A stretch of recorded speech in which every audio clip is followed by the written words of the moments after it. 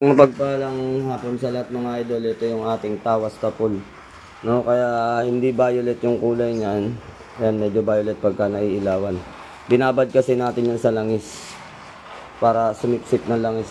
So ang pamamaraan nito, ito ay kinikis-kis lang, then ilalagay mo sa mainit na tubig. Pagkalamig ng mainit na tubig, hahaluin mo, then iinumin. Para ito sa mga taong nalason, nadawdaw o nakilkig.